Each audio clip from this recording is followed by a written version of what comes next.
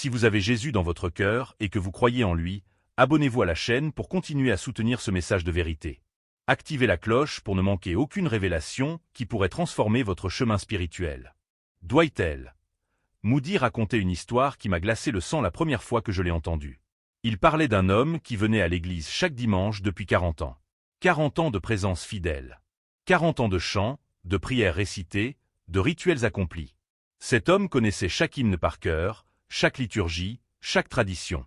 Il était respecté dans la communauté, admiré pour sa constance. Mais un jour, sur son lit de mort, cet homme a regardé Moody dans les yeux et a murmuré ces mots terrifiants. « J'ai passé ma vie dans la maison de Dieu, mais je ne l'ai jamais vraiment connu. » Cette confession a bouleversé Moody. Comment était-ce possible? Comment quelqu'un pouvait-il passer des décennies dans la présence apparente de Dieu sans jamais établir une véritable connexion? C'est cette question qui l'a poussé à étudier profondément les enseignements de Jésus, particulièrement ce passage extraordinaire de Jean chapitre 15. Jésus dit quelque chose de radical dans ce chapitre. Il dit « Je suis la vraie vigne, et mon Père est le vigneron. Tout sarment qui est en moi et qui ne porte pas de fruits, il le retranche. » Remarquez ces mots « en moi » et « ne porte pas de fruits ». Voilà le paradoxe qui déchire le voile de notre complaisance spirituelle. On peut être attaché à la vigne, on peut avoir l'apparence d'appartenir, on peut être physiquement présent dans le vignoble, et pourtant ne porter aucun fruit. Et ce qui ne porte pas de fruits sera retranché. Moody expliquait que cette génération, notre génération, confond la présence physique avec la fidélité spirituelle. Nous pensons qu'assister au culte, chanter les louanges, lever les mains, donner nos offrandes, tout cela constitue une relation authentique avec Dieu. Mais Jésus nous confronte à une vérité dérangeante. Ce n'est pas la proximité physique qui compte, c'est la connexion vitale. Ce n'est pas d'être dans l'Église qui nous sauve, c'est d'être dans le Christ. Imaginez un sarment de vigne. Extérieurement, il peut sembler attaché au CEP. Il peut même avoir des feuilles, une apparence de vie. Mais s'il n'y a pas de sève qui circule, s'il n'y a pas cette connexion intime et vitale avec le tronc principal, ce sarment est déjà mort. Il ne le sait peut-être pas encore. Il ne l'a peut-être pas encore réalisé. Mais la vérité est déjà scellée. Sans fruit, il sera coupé et jeté au feu. C'est une image terrifiante, n'est-ce pas? Et pourtant, Moody insistait sur le fait que c'est une image d'amour. Le vigneron ne retranche pas par cruauté, mais par nécessité. Un sarment mort attire les maladies, infecte les autres branches, consomme des ressources sans rien produire. Le retrancher n'est pas un acte de colère, c'est un acte de préservation pour toute la vigne. Mais voici la question qui nous transperce. Sommes-nous des sarments vivants ou des sarments morts? Portons-nous du fruit, ou n'avons-nous que l'apparence de la vie? Moody avait l'habitude de poser cette question à ses auditeurs, et je vous la pose aujourd'hui. Quel fruit votre vie spirituelle produit-elle? Je ne parle pas de vos activités religieuses. Je ne parle pas du nombre de fois où vous allez à l'église, ni des heures que vous passez en prière, ni même de la quantité d'argent que vous donnez. Je parle du fruit de l'esprit, l'amour, la joie, la paix, la patience, la bonté, la bienveillance, la fidélité, la douceur, la maîtrise de soi. Est-ce que votre caractère ressemble davantage à Christ aujourd'hui qu'il y a un an? Ou êtes-vous toujours esclave des mêmes colères, des mêmes jalousies, des mêmes orgueils, des mêmes mensonges? La présence de Dieu transforme-t-elle réellement votre cœur, ou êtes-vous simplement devenu un expert en apparence religieuse? Moody racontait qu'il avait rencontré des milliers de personnes qui pouvaient réciter la Bible de mémoire, mais qui ne vivaient rien de ce qu'elle enseignait. Des gens qui connaissaient tous les versets sur l'amour, mais qui haïssaient leurs voisins. Des gens qui prêchaient le pardon, mais qui gardaient des rancunes depuis des années. Des gens qui chantaient la liberté en Christ, mais qui étaient enchaînés à des péchés secrets qu'ils refusaient d'abandonner. Ce ne sont pas ceux qui parlent le mieux de Dieu qui le connaissent le mieux, disait Moody. Ce sont ceux qui lui ressemblent le plus. Alors laissez-moi vous poser une question difficile, une question qui pourrait vous déranger, mais qui pourrait aussi vous sauver. Si Dieu devait juger votre relation avec lui uniquement sur la base du fruit de votre vie, et non sur vos paroles ou vos apparences, quel serait son verdict? Seriez-vous reconnu comme un sarment vivant, ou seriez-vous retranché? Je sais que cette question est inconfortable. Je sais qu'elle nous force à regarder dans le miroir de notre âme et à affronter des vérités que nous préférerions éviter. Mais c'est précisément ce genre de confrontation honnête que Moody appelait le début de la véritable conversion. Tant que nous restons dans l'illusion, tant que nous nous contentons des apparences, nous sommes en danger mortel. C'est seulement quand nous acceptons de voir la vérité, aussi douloureuse soit-elle, que nous pouvons commencer à vivre vraiment. Écoutez attentivement ce que je vais vous dire maintenant, car cela pourrait être le tournant de votre vie éternelle. Moody découvrit quelque chose de profondément troublant dans ses années de ministère. Il remarqua que les églises étaient remplies de gens qui se croyaient sauvés simplement parce qu'ils accomplissaient des rituels religieux. Il pensait qu'en cochant les bonnes cases, en suivant les bonnes traditions, en prononçant les bonnes formules, ils étaient automatiquement acceptés dans le royaume de Dieu. Mais Jésus dit quelque chose de totalement différent.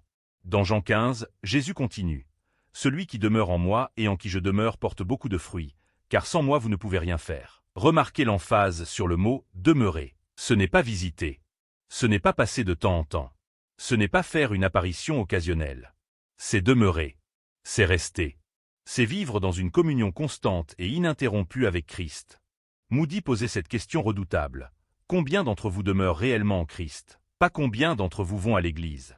Pas combien d'entre vous lisent la Bible de temps en temps? Pas combien d'entre vous prient quand vous avez des problèmes? Mais combien d'entre vous vivent dans une communion profonde, constante, vitale avec Jésus-Christ à chaque instant de votre journée? Parce que voilà la vérité crue. Si vous ne demeurez pas en lui, vous ne pouvez rien faire. Rien de spirituellement significatif. Rien qui ait une valeur éternelle. Vous pouvez construire des empires, accumuler des richesses, gagner la reconnaissance des hommes, mais spirituellement, sans cette connexion vivante avec Christ, vous êtes stérile. Vous êtes un sarment mort qui se dessèche lentement. Et Moody allait encore plus loin. Il disait que le jugement le plus terrible ne sera pas pour ceux qui ont ouvertement rejeté Dieu. Le jugement le plus terrible sera pour ceux qui ont cru être sauvés alors qu'ils ne l'étaient pas. Ceux qui ont passé leur vie dans une fausse sécurité, bercés par l'illusion de leur propre religiosité, pour se réveiller face à l'éternité et entendre ces mots glaçants. « Je ne vous ai jamais connu. Retirez-vous de moi. » Imaginez l'horreur de ce moment. Imaginez vous tenir devant le trône de Dieu, confiant dans votre salut, prêt à entrer dans la gloire éternelle, et entendre ces mots « Je ne vous ai jamais connu. » Pas « Vous m'avez déçu. » Pas « Vous n'avez pas été assez bon. » Mais « Je ne vous ai jamais connu. » Cela signifie qu'il n'y a jamais eu de relation. Il n'y a jamais eu de connexion réelle. Tout n'était qu'apparence, qu'illusion, que mascarade religieuse. C'est pour cela que Moody suppliait les gens de s'examiner eux-mêmes. De testar-lhe o foi. De ne pas présumer de leur salut. Parce que l'éternité est trop longue pour prendre des risques. L'enfer est trop réel pour jouer avec des apparences. Le jugement est trop certain pour vivre dans le déni. Alors comment savoir? Comment être sûr que nous ne sommes pas en train de nous tromper nous-mêmes? Comment distinguer une foi authentique d'une foi superficielle? Moody donnait 3 signes infaillibles, 3 marqueurs qui révèlent la vérité de notre condition spirituelle.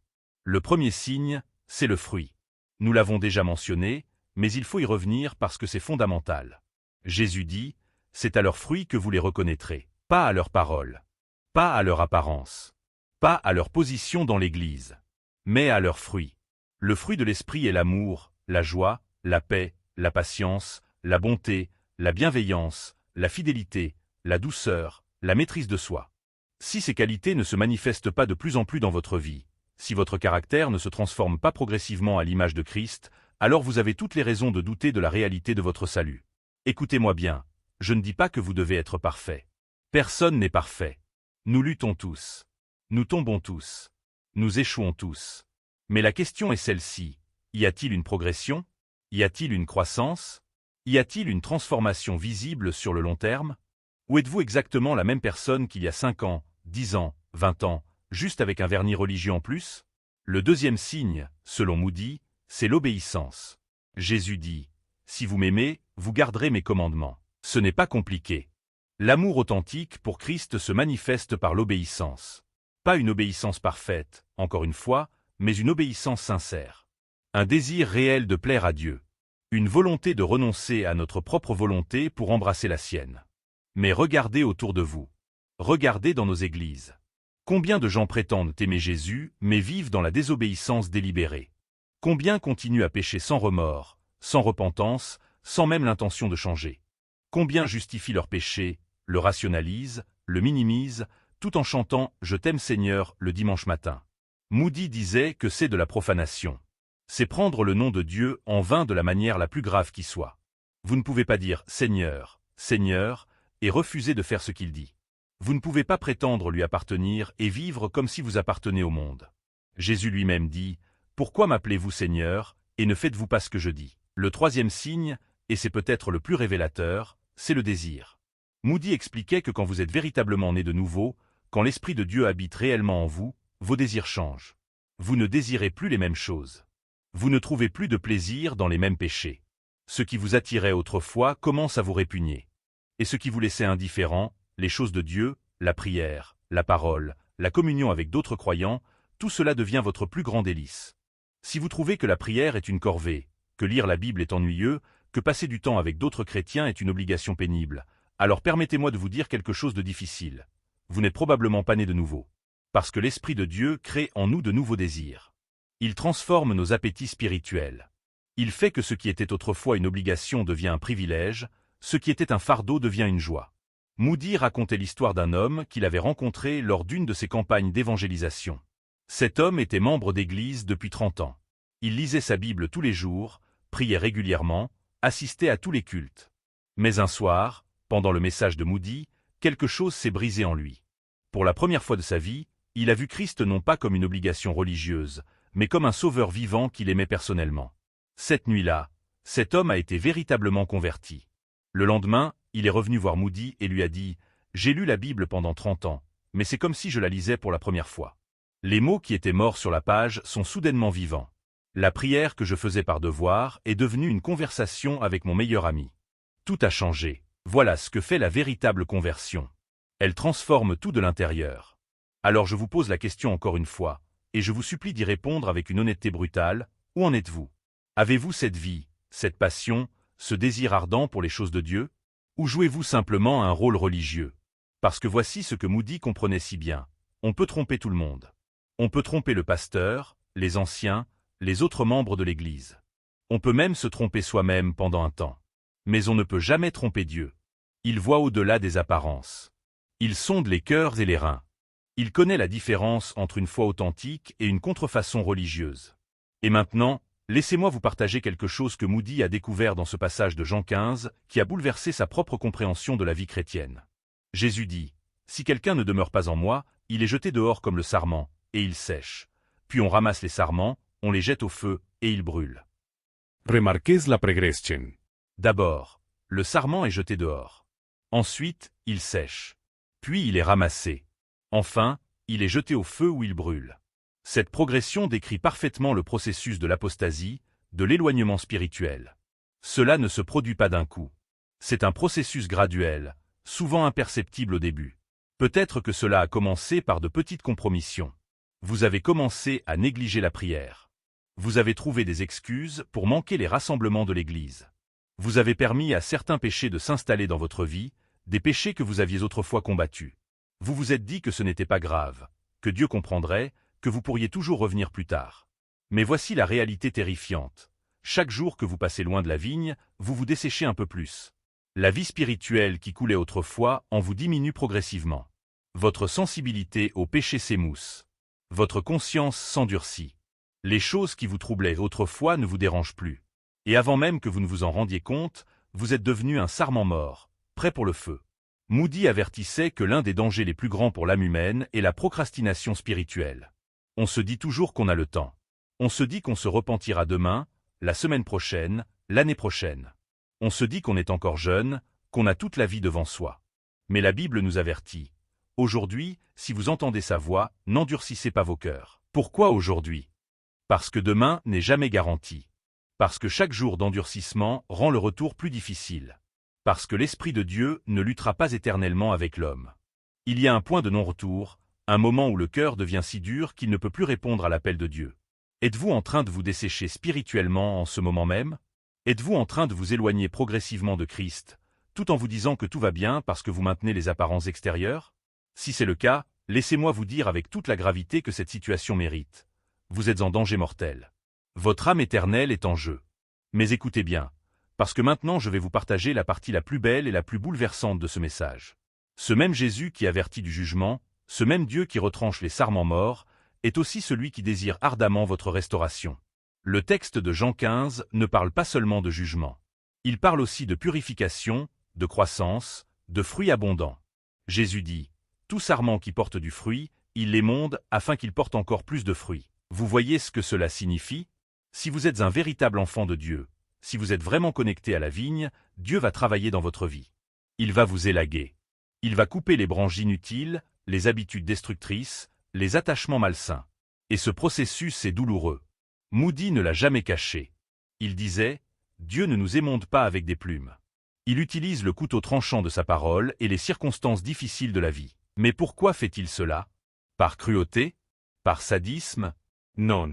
Il le fait afin que nous portions encore plus de fruits. Il le fait parce qu'il nous aime trop pour nous laisser dans la médiocrité spirituelle.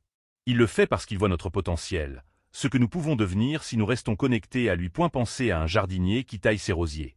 S'il ne les taillait jamais, ils deviendraient sauvages, envahis par les mauvaises branches, produisant de moins en moins de fleurs. Mais quand il les taille avec soin, quand il coupe ce qui est mort ou improductif, les rosiers fleurissent de manière magnifique. C'est la même chose avec nos vies spirituelles. Moody disait souvent, « Les épreuves les plus difficiles de votre vie sont les outils les plus précieux de Dieu pour votre transformation. » Cette maladie qui vous a terrassé, ce licenciement qui vous a brisé, cette trahison qui vous a dévasté, cette perte qui vous a anéanti, tout cela pourrait être la main du vigneron qui vous émonde, qui vous prépare à porter encore plus de fruits. Mais voici ce qui est crucial. L'émondage ne fonctionne que si vous restez attaché à la vigne. Si vous vous rebellez contre Dieu dans vos épreuves, si vous l'abandonnez quand les choses deviennent difficiles, si vous vous détachez de Christ dans votre douleur, alors l'émondage ne produit aucun fruit. Il ne produit que de l'amertume, de la colère, du ressentiment. C'est pour cela que Jésus insiste tellement sur ce mot, « Demeurez. Demeurez en moi, et je demeurerai en vous ». C'est un commandement, mais c'est aussi une promesse. Si nous demeurons en lui, il demeure en nous. Si nous restons connectés à lui à travers toutes les saisons de la vie, à travers les joies et les peines, à travers les victoires et les défaites, il promet de rester avec nous. Et quand il demeure en nous, écoutez ce qui se passe. Celui qui demeure en moi et en qui je demeure porte beaucoup de fruits. Pas un peu de fruits. Pas occasionnellement du fruit. Mais beaucoup de fruits. Une vie abondante, fructueuse, qui impacte les autres, qui glorifie Dieu, qui témoigne de sa puissance transformatrice. Moody avait une façon de décrire cela qui m'a toujours profondément touché. Il disait, « Un chrétien qui demeure en Christ est comme un canal à travers lequel la vie de Dieu coule vers un monde assoiffé. Mais un chrétien qui ne demeure pas en Christ est comme un canal bouché, inutile et stérile. » Alors voici la question que je veux que vous vous posiez en ce moment. Êtes-vous un canal ouvert ou un canal bouché? La vie de Dieu coule-t-elle à travers vous vers les autres? Ou êtes-vous tellement rempli de vous-même, de vos propres désirs, de vos propres ambitions, de vos propres péchés, qu'il n'y a plus de place pour que Dieu agisse à travers vous? Si vous prenez cela au sérieux, si cette vidéo est en train de remuer quelque chose au plus profond de votre âme, alors je vous encourage à partager ce message. Quelqu'un dans votre vie a besoin d'entendre cette vérité. Quelqu'un que vous connaissez vit peut-être dans l'illusion d'une fausse sécurité spirituelle. Partagez cette vidéo avec eux. Cela pourrait sauver leur âme éternelle. Maintenant, Moody nous amène à un point culminant dans sa compréhension de Jean 15. Il nous montre la clé absolue de tout, la prière. Jésus dit, « Si vous demeurez en moi, et que mes paroles demeurent en vous, demandez ce que vous voudrez, et cela vous sera accordé. Attendez. » Relisez cette promesse. C'est l'une des promesses les plus extraordinaires de toute la Bible. Jésus dit littéralement que si nous remplissons ces deux conditions, demeurer en lui et laisser ses paroles demeurer en nous, nous pouvons demander ce que nous voulons et cela nous sera accordé. Mais pourquoi cette promesse ne semble-t-elle pas fonctionner pour la plupart des chrétiens? Pourquoi prions-nous tant de prières qui restent sans réponse? Moody donne la réponse. Parce que nous ne remplissons pas les conditions. Nous ne demeurons pas vraiment en Christ, et ses paroles ne demeurent pas vraiment en nous. Voyez-vous, quand vous demeurez véritablement en Christ, quand vous vivez dans une communion intime avec lui, vos désirs changent. Vous ne voulez plus les mêmes choses. Ce que vous pensiez vouloir avant commence à perdre son attrait. Et ce que Dieu veut commence à devenir ce que vous voulez. Et quand ses paroles demeurent en vous, quand vous êtes tellement imprégné de sa parole qu'elle façonne votre pensée, vos valeurs, vos priorités, alors vos prières changent également. Vous ne priez plus selon votre propre sagesse limitée. Vous priez selon la volonté révélée de Dieu. Et quand vous priez selon sa volonté, bien sûr qu'il exauce vos prières. Moody racontait qu'il avait passé des années à prier pour des choses que Dieu n'a jamais données. Il priait pour le succès dans ses propres termes. Il priait pour la reconnaissance. Il priait pour que les choses soient faciles. Mais Dieu, dans sa sagesse et son amour, ne lui donnait pas ces choses. Au lieu de cela, Dieu lui donnait des épreuves, des difficultés, des humiliations qui l'ont brisé et refaçonné. Et des années plus tard, Moody remerciait Dieu pour ses prières non exaucées. Il réalisait que si Dieu lui avait donné ce qu'il demandait à l'époque, cela aurait détruit son ministère et peut-être son âme. Dieu l'aimait trop pour lui donner ce qu'il voulait. Au lieu de cela, Dieu lui donnait ce dont il avait besoin. C'est la beauté de demeurer en Christ. Plus vous demeurez en lui, plus vos prières s'alignent avec sa volonté. Et plus vos prières s'alignent avec sa volonté, plus vous voyez des réponses miraculeuses. Non pas parce que vous avez découvert une formule magique, mais parce que vous priez maintenant pour les choses que Dieu veut déjà faire. Alors comment demeurer en Christ? Comment faire pour que ces paroles demeurent en nous? Moody donnait des conseils pratiques très concrets. Premièrement, la parole de Dieu doit devenir votre nourriture quotidienne. Pas un rituel religieux, pas une case à cocher, mais une faim réelle, un besoin vital. Il disait, vous ne manquez jamais un repas physique parce que votre corps a faim. De la même manière, si votre âme est vivante, elle aura faim de la parole de Dieu. Si vous trouvez que vous pouvez passer des jours sans lire la Bible sans que cela vous manque, c'est un signe alarmant. Cela suggère que votre âme est peut-être morte spirituellement. Deuxièmement, la prière doit devenir votre respiration spirituelle.